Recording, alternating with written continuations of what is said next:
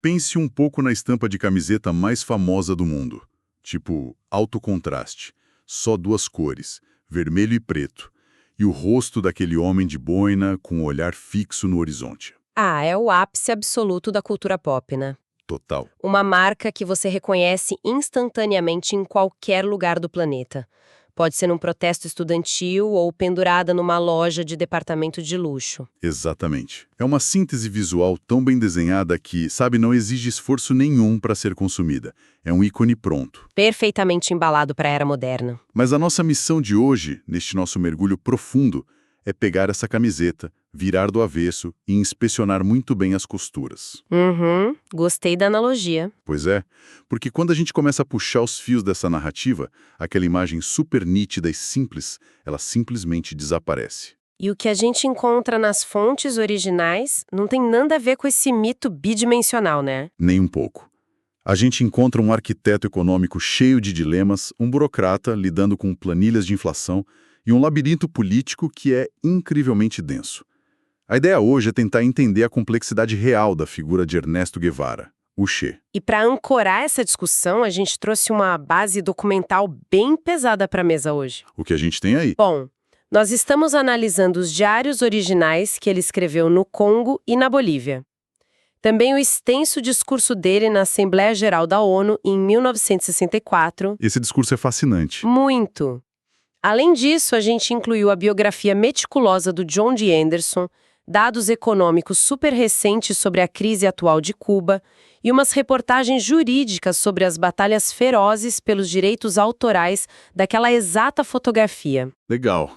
E como a gente está lidando com uma figura histórica que até hoje polariza muitas opiniões, vale a pena a gente fazer um acordo claro com quem nos ouve agora. Com certeza, acho fundamental. Nosso trabalho aqui não é atuar como advogados de defesa nem como promotores de acusação.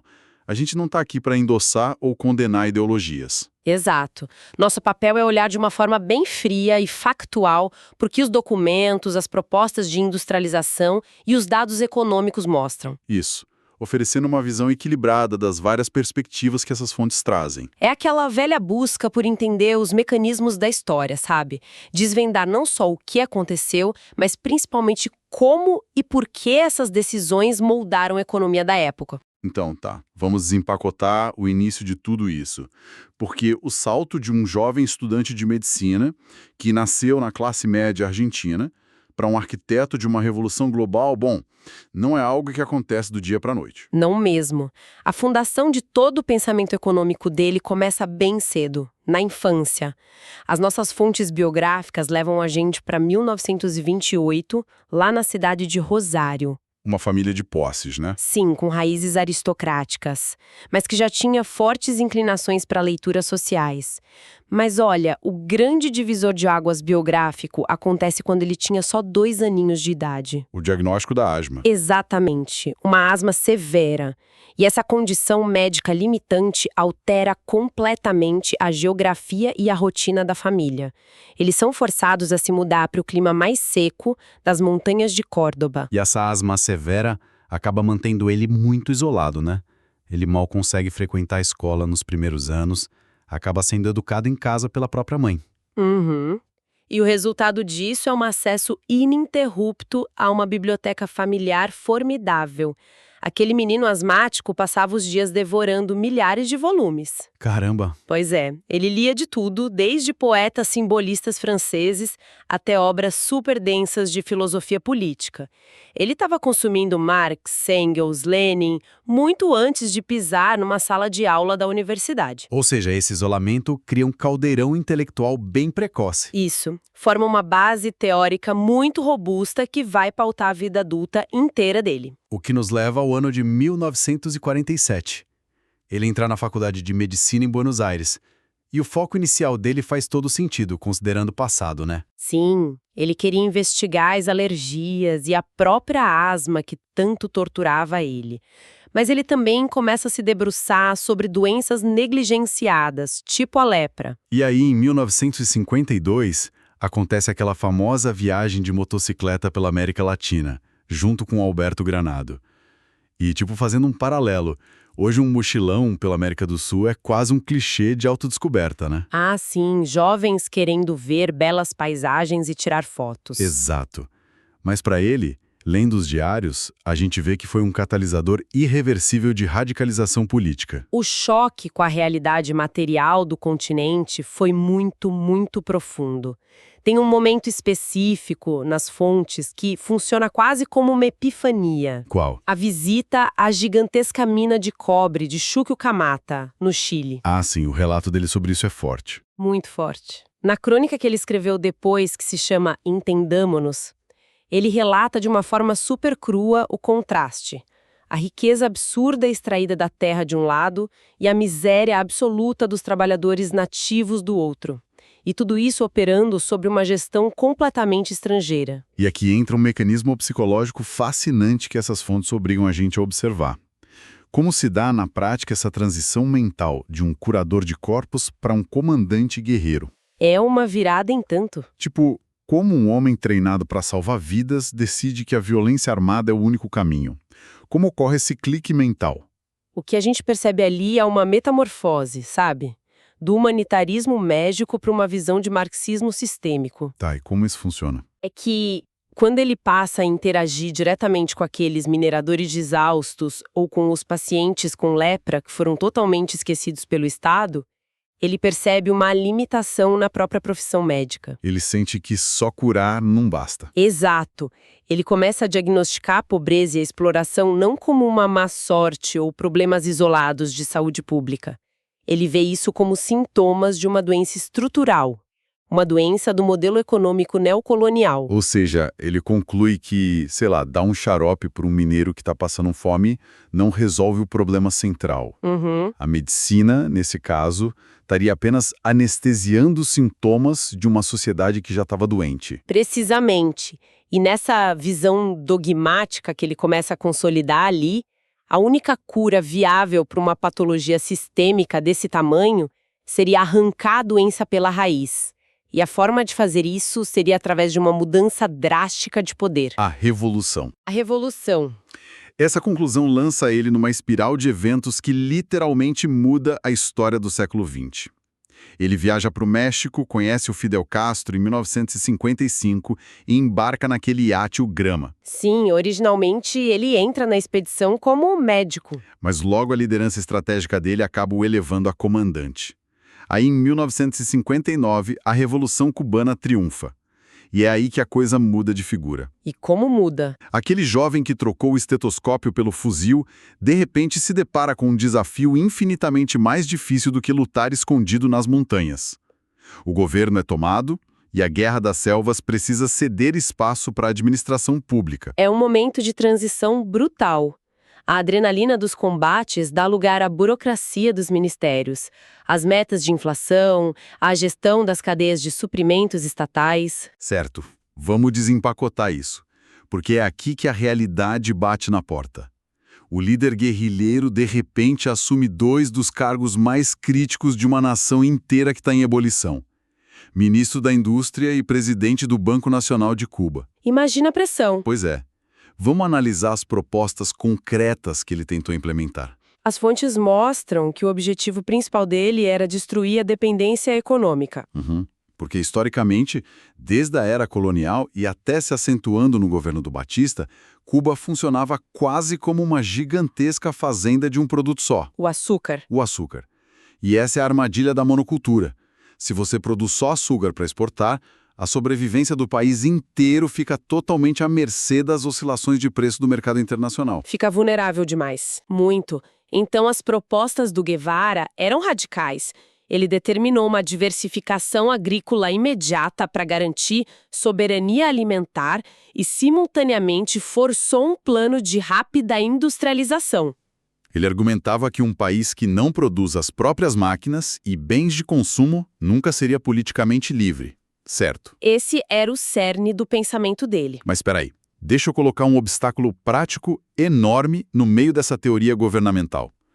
Como um médico, sem nenhuma formação acadêmica profunda em finanças, macroeconomia ou logística industrial, assume o Banco Central e tenta redesenhar a economia de um país inteiro do zero. E sem o capital necessário para construir essas fábricas, vale lembrar. Exato. Como isso funciona na prática? Se a gente conectar isso ao cenário maior, é aqui que encontramos um dos conceitos mais peculiares da gestão dele. Os pesquisadores detalham nas fontes a ideia que ele chamava de o homem novo. Homem novo? Como assim? Ele sabia que Cuba não tinha o maquinário avançado dos países ricos, né? Então, para compensar essa falta de infraestrutura tecnológica, ele tentou criar uma espécie de alquimia econômica fundamentada na elevação da consciência moral. Tá, então ele queria substituir a máquina pelo esforço humano. Exato, mas exigindo uma mudança profunda nos incentivos da sociedade. Numa economia tradicional capitalista, a produtividade é movida por incentivos materiais. Tipo, você trabalha mais, você ganha um bônus em dinheiro. Isso, um salário maior. Mas o Guevara tentou substituir isso pelos chamados incentivos morais. Nossa, e como isso seria na prática? Ele acreditava que, através da educação revolucionária e de um trabalho voluntário massivo, os cidadãos iam produzir muito mais. Não para enriquecer pessoalmente, mas por um dever cívico e social elevado. Entendi. O homem novo seria impulsionado pela solidariedade, compensando a falta de tratores com o suor coletivo. Mas as fontes documentam a colisão violenta dessa teoria meio utópica com a dura realidade financeira e humana, né? Com certeza. Ele era um pragmático frustrado, na verdade. Ele chegou a exigir várias vezes que a União Soviética fornecesse o capital e a tecnologia pesada para construir siderúrgicas em Cuba, porque ele tinha um pavor absoluto de que a ilha só trocasse de dono. Ele não queria deixar de depender dos Estados Unidos só para virar um mero satélite agrícola da União Soviética. E qual foi a resposta da União Soviética a essa exigência de industrialização? Foi um pragmático e sonoro não. Dentro de todo o planejamento econômico do bloco comunista, simplesmente não fazia sentido criar um polo industrial de indústria pesada no Caribe. Claro, a logística não bate. Para Moscou, era 1000 vezes mais vantajoso que Cuba continuasse focando na sua especialidade climática: plantar e refinar a soca e exportar as safras para alimentar os países da Cortina de Ferro em troca de petróleo e manufaturados. É nesse ponto que o pragmatismo da própria liderança cubana atropela os ideais do seu ministro da Indústria. O Fidel Castro e o resto do governo percebem que o país não ia sobreviver a curto prazo sem aqueles subsídios soviéticos e acabam cedendo. E o resultado direto disso é que o sonho da diversificação industrial que o Guevara tanto queria é arquivado. Cuba volta a ser engolida pela dependência da monocultura da cana-de-açúcar. E essa frustração enorme culmina no momento histórico que as nossas fontes registram em detalhes, que é o discurso na Assembleia Geral da ONU em dezembro de 1964. Foi um marco. Ele sobe no púlpito não só para criticar o imperialismo militar, mas para dissecar um conceito econômico que ele achava perverso, chamado deterioração dos termos de troca. O que é fascinante aqui é como ele explica a matemática cruel do comércio internacional daquela época. E como ele traduziu isso lá. Ele argumentou o seguinte: os países industrializados monopolizam a produção de tecnologia. Enquanto isso, os países em desenvolvimento vendem produtos primários, tirados do chão. Tá, matérias-primas. Isso. Só que o preço das máquinas, que têm inovação, sobe o tempo todo. Já o preço das matérias-primas, tipo cacau, café, açúcar, sofre pressão constante para baixar. Faz sentido. O resultado prático é que, a cada ano que passa, um país subdesenvolvido precisa exportar uma quantidade cada vez maior de toneladas de açúcar só para conseguir comprar exatamente aquele mesmo trator que comprava no ano anterior. Nossa, é uma balança que nunca fecha. É um sistema onde o país pobre financia o crescimento do rico operando num déficit eterno. Exatamente. Aqui é que fica realmente interessante, porque para a gente entender a gravidade desse alerta econômico lá dos anos 60, a gente precisa olhar para os dados que as fontes trazem sobre a Cuba de hoje. O reflexo atual. Pensa numa analogia do mundo real. É como uma startup que está desenvolvendo um software e, para não depender das grandes empresas de tecnologia, decide construir a própria infraestrutura de servidores do zero. A meta é a independência. Só que isso custa uma fortuna. Exato, o dinheiro acaba antes do projeto ficar pronto. A poucos dias de falir, a diretoria dessa startup é forçada a engolir o orgulho e assinar um contrato de 30 anos com a gigante de tecnologia que eles mais odiavam, porque era a única opção de sobrevivência. E aí a startup sobrevive a curto prazo, mas atrela a existência dela ao fornecedor. Precisamente. E até que ponto o idealismo estrutural do Che ignorava essa matemática fria e cruel da economia? Porque décadas depois, essa corporação gigante, a União Soviética, entra em colapso e desliga todos os servidores mundiais de uma vez. E a startup cubana perde o chão. É exatamente o diagnóstico das reportagens econômicas atuais. Após o colapso da União Soviética, Cuba perdeu os subsídios astronômicos da noite para o dia. E os dados de 2023 e 2024 são assustadores. A economia encolheu cerca de 2%, né? 2%, com inflação batendo a casa dos 30%. Apagões elétricos que duram 3 dias inteiros por falta de combustível importado, um aumento de mais de 500% no preço do combustível. Caramba. E pela primeira vez na história da Revolução, o governo precisou pedir ajuda para o Programa Mundial de Alimentos da ONU para conseguir leite em pó subsidiado para as crianças. O que, ironicamente, mostra que o diagnóstico que o Guevara fez lá na ONU sobre os perigos de não ter autonomia industrial estava tragicamente correto. Pois é, mesmo que a solução interna que ele propôs, a do Homem Novo, fosse inviável na prática. A ilha virou uma refém geopolítica. Sem a injeção dos recursos soviéticos, o modelo não desenvolveu os mecanismos de adaptação que outras economias planificadas, tipo China e Vietnã, adotaram. E incapaz de aceitar essa diplomacia dependente e muito amargurado com a direção que Cuba estava tomando, ele toma uma decisão super drástica. Renuncia aos cargos, abdica da cidadania cubana e decide tentar exportar a Revolução Armada para outros países. E isso leva a gente direto para a campanha secreta dele no Congo em 1965. A análise do próprio diário dele começa com uma frase bem dura. Esta é a história de um fracasso. Foi um mergulho num contexto que ele fundamentalmente não compreendia, né? Não compreendia mesmo. Antes de ir, ele encontrou o presidente do Egito, o Nasser, e o Nasser deu um aviso premonitório bem direito. Disse que ele ia acabar mal se agisse como Tarzan. O Tarzan? É, a figura do homem branco estrangeiro tentando liderar a libertação dos negros na África. Era uma intervenção arrogante e fadada ao desastre. E as fontes detalham que ele ignorou o aviso. O que os registros mostram no Congo é uma tropa dividida por tribos, líderes locais que se recusavam a lutar, e o exército dele acabou virando algo parasitário, exigindo recursos da população local sem lutar. Sim, um peso morto para os camponeses. O que levanta um paradoxo claro. Ele era o mestre da empatia pelas massas camponesas na juventude, mas no Congo, as fontes apontam essa arrogância enorme. Como alguém tão lido cometeu um erro de leitura de cenário tão crasso? Olha, as análises apontam que a teoria do foco guerrilheiro dele tinha virado um dogma religioso. O foco guerrilheiro, que é a ideia de que um grupo pequeno armado pode acender a faísca da revolução sem precisar esperar as condições sociais ideais. Exato. Funcionou lá nas montanhas de Cuba e ele achou que era uma lei da física universal. O problema é que, quando a sua única ferramenta é um martelo, tudo parece um prego, sabe? Faz todo sentido. Ele não leu as fricções locais. Ele ignorou completamente as rivalidades intertribais, as lealdades étnicas milenares e os idiomas locais.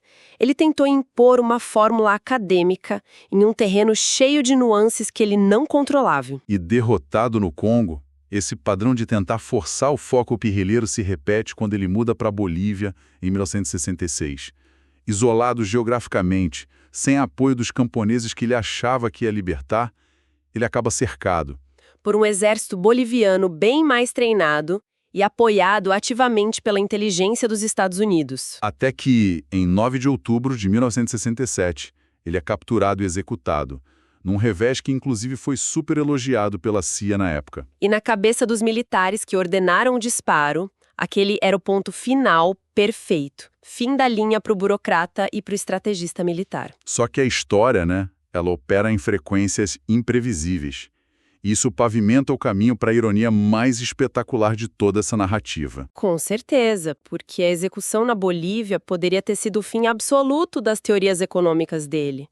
Mas uma única fotografia garantiu que a imagem dele sobrevivesse às suas falhas políticas. O anticapitalista transformado em um dos maiores produtos comerciais do mundo.